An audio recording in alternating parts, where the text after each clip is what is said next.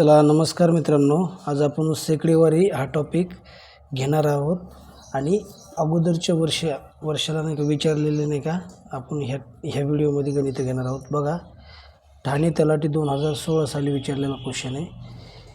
एका व्यक्तीचे मासिक उत्पन्न 6,000 रुपये आहे.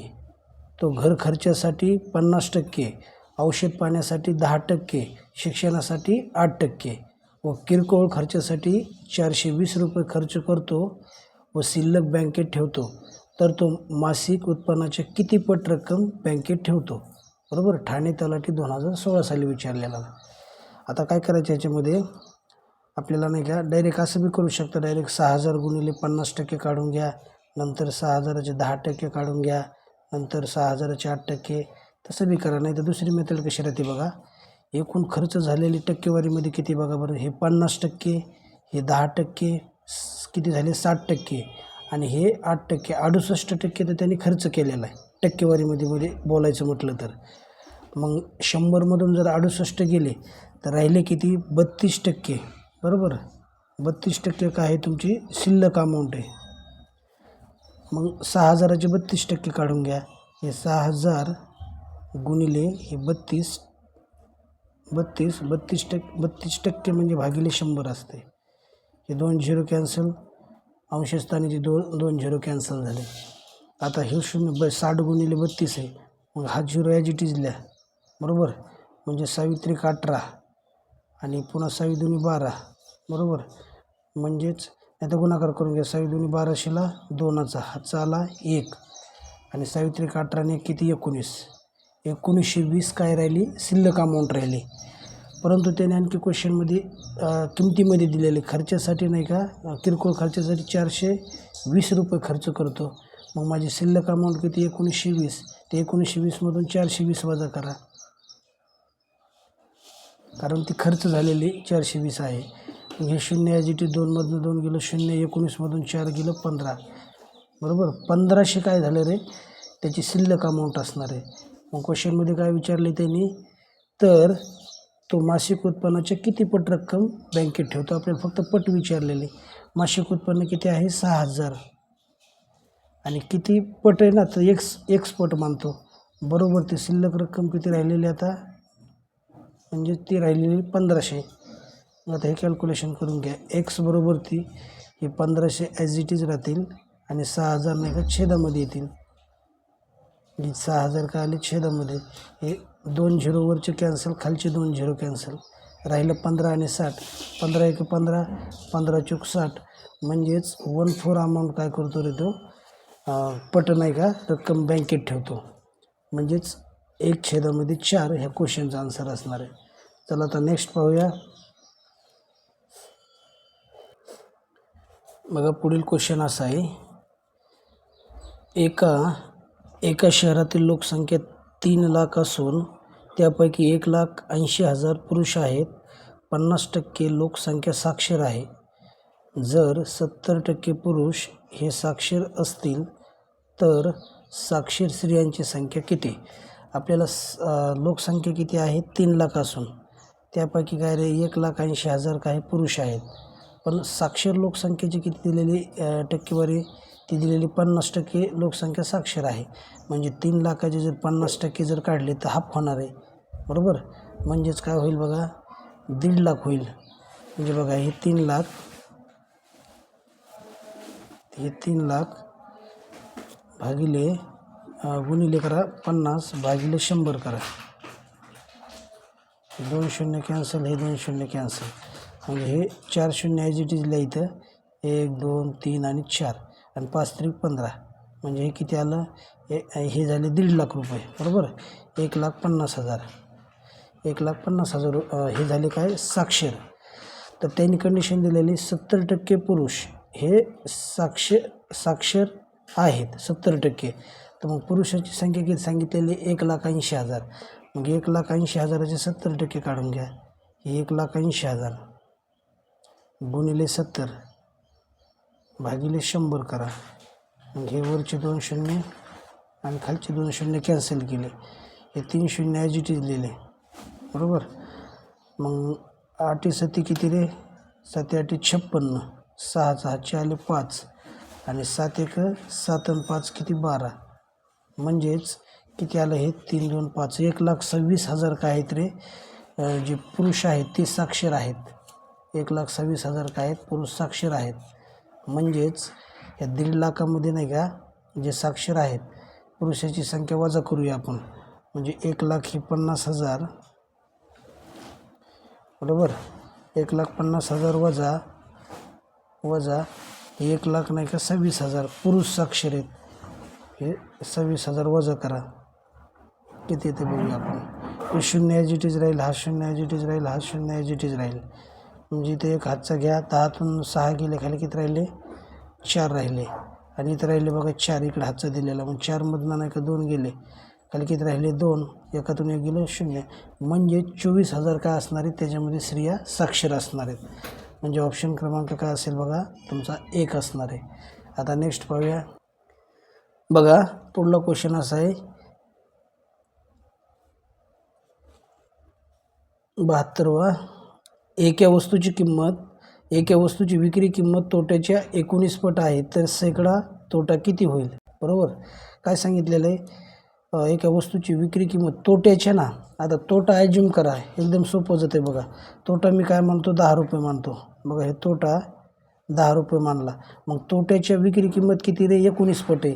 म्हणजेच विक्री किंमत किती होणार आहे, मग विक्री किंमत होणार आहे 10 गुणिले 19 करा, म्हणजे 190 होणार आहे. मग आपल्याला नाही का तोटा नफा वगैरे जे ठरवायचं असते सैकडा तोटा नफा, तर आपल्याला खरेदी किंमत माहिती असायला हवी. मग खरेदी किंमत बरोबर ती क्वेश्चन मार्क. मग खरेदी किंमत तोटाचं सूत्र काय आहे, तोटा बरोबर ती खरेदी मायनस विक्री. खरेदी मायनस काय असते विक्री असते बरोबर. मग तुमची खरेदी किती आहे माहिती नाही, आपल्याला शोधायची. ही खरेदी ॲज इट इज. विक्री किती आहे, विक्री आहे 190 आणि तोटा तुमचा 10 आहे. 190ला इकडे पाठवा, म्हणजे खरेदी किंमत किती आली रे 190 वजा तिकडे आले अधिक झाले 190 आणि 10 किती झाले 200 रुपये तुमची खरेदी किंमत झाली बरोबर. आपल्याला शेकड्या मागं नाही का क्वेश्चनमध्ये काय विचारलेलं आहे, तर शेकडा तोटा किती असं विचारलेलं आहे. मग 200 रुपयावरती हे 200 रुपयावरती तोटा किती झाला रे, तोटा मांडलेला आहे आपण 10 रुपये, म्हणजे तोटा 10 रुपये झालेला, तर 100वरती किती अशा प्रकारे. मग हे 2 शून्यवरचे कॅन्सल, खालचे 2 शून्य कॅन्सल, 10 भागिले किती 2, 2 पंचे किती 10, म्हणजेच 5% काय असणार आहे तुमचा शेकडा तोटा असणार आहे. ऑप्शन क्रमांक किती मग 3 असणार आहे. चला नेक्स्ट पाहूया लगेच. नेक्स्ट असा आहे एका शंकूची त्रिज्या 20% कमी केली व उंची 50% वाढवली तर त्या आकारमानात होणारा बदल. असे जर आले तर सक्सेसिव्ह नाही का फॉर्म्युला वापरायचा आणि ते सॉल्व करायचं. कसं बघा, 20% कमी झाले, गणितामध्ये कमी तोटा शब्द आला, डिस्काउंट आलं तर मायनस घ्यायचं, हे वजा 20 गुणिले प्लस. आता 50% वाढवले म्हणजे प्लस वापरायचं, इथं प्लस आणि मायनस इंटू जर प्लस जर केलं तर मायनस येणार आहे. 20 गुणिले काय करा 50 करा, छेदामध्ये 100, वरचे 2 झिरो कॅन्सल, छेदामधले 2 झिरो कॅन्सल, 50मधनं 20 गेले खाली किती राहिले अधिक 30 आणि हे वजा 5 दोन्ही 10, 30मधनं 10 गैर गेले तर खाली किती राहिले 20. अशा प्रकारे अधिक चिन्ह आलं ह्या 20ला, म्हणजेच वाढ होणार आहे. 20% काय होणार आहे वाढ होणार आहे. म्हणजेच ऑप्शन क्रमांक काय असणार आहे 3 असणार आहे. एवढं सिंपल आहे. आता नेक्स्ट बघूया. एका कारखान्यात वर्षाच्या सुरुवातीस काही कामगार होते, 6 महिन्यानंतर त्यात 20% वाढ करण्यात आली. एक वर्षाअखेर जर कारखान्यात 1260 कामगार असतील तर वर्षाच्या सुरुवातीस तेथे किती कामगार होते. STI 1995चा क्वेश्चन आहे. काय करायचं बघा, काय दिलेलं आपल्याला 6 महिन्यानंतर 20% वाढ झालेली ना. पहिले कामगारच माहिती नाहीत, मी त्याला X मानतो, गुणिले 20% वाढ झालेली म्हणजे 100वर किती वाढ झाली रे 20% म्हणजे 120 झाली बरोबर. ते आता तिथं किती कामगार आहेत 1260 इक्वल टू काय आहे रे 1260. हे कॅल्क्युलेशन करा. सुरुवातीचे X मानले, 20% वाढ झाली म्हणजे 100वर 120 झाले, नंतर नाही का 1260 म्हणजे इक्वल टू 1260 केलं. हे कॅल्क्युलेशन केलं, हे वरचा झिरो हे वरचा खालचा झिरो कॅन्सल झाला, म्हणजे X बरोबर ती हे 1260 गुणिले हे 10 तिकडं पाठवा, मला 1 शोधायचं आहे. मग 10 नाही का छेदामधला अंशस्थानी झाला, म्हणजेच 10 गुणिले आणि छेदामध्ये काय होणार आहे 12. हे कॅल्क्युलेशन करा फक्त आता. एक्स बरोबर ती हे 12 एक 12 बरोबर. 6ला भाग जात नाही, 0चा भाग द्या. 12 पंचे किती 60. 105 गुणिले किती रे 10. मग किती येते 105 गुणिले 10. फक्त 0 अटॅच करा तिथं 5 म्हणजेच इथं 0 अटॅच केला. एक्स बरोबर ते किती आलं मग 1050. म्हणजे ह्या क्वेश्चनचं नाही का छान प्रकारे आन्सर असणार आहे 3. 1050 बरोबर. आता नेक्स्ट बघा पुढला क्वेश्चन कसा आहे. एक या मशीनची किंमत 10 लाख रुपये आहे. त्या किमतीत दरवर्षी 12% दराने घट होते. तर 2 वर्षांनी मशीनची किंमत काय होईल. बरोबर. बघा आता 10 लाख आहेत ना हे. बघा हे 10 लाख अशा प्रकारे नाही का हे लिहिले मी 10 लाख बरोबर. गुणिले किती टक्के रे 12% नाही का घट होते. म्हणजे 100मधून 12 कमी करा म्हणजे 88. परंतु ते 88 100वरती घट असणार आहे. असं किती वर्ष चाललं आहे रे 2 वर्ष चाललं आहे. म्हणजेच 88 छेदामध्ये 100 हे कॅल्क्युलेशन करा. खाली किती शून्य आहेत बघा बरं. 1 2 3 4 ते कमी करा आणि वरले 4 शून्य कमी करा. 1 2 3 आणि 4 राहिले 100 गुणिले 88 गुणिले 88. आपण अगोदर काय करूया 88 गुणिले 88 करूया बरोबर. 88 गुणिले 88 म्हणजे 88चा वर्ग असणार आहे. मग ट्रिकने नाही का 88चा वर्ग सॉल्व करूया. मग 88चा ट्रिक काय रे वर्ग शोधण्याची. 8चा वर्ग 64 4चा हातचे किती आले रे 6. आता दोघांचा आपापसामध्ये गुणाकार करा. 8 8 64 आलेला गुणाकाराची दुप्पट करा. 64च्या दुप्पट 128. 128 आणि हातचे आलेले आपले 6 किती होतात 134 होतात. 134ला 4चा हातचे किती आले 13. नंतर दशक स्थानाच्या अंकाचा वर्ग करा. 8चा वर्ग 64. 64 आणि 13 जर ॲड केले 70 77 होईल बरोबर. हे 77. आता गुणाकारमध्ये आणखी 100 आहेत बघा. मग इथे 0 डबल 2 शून्य अटॅच करा. मग किती आलं बघा बरं. हे 3 2 5 म्हणजे 7,74,400.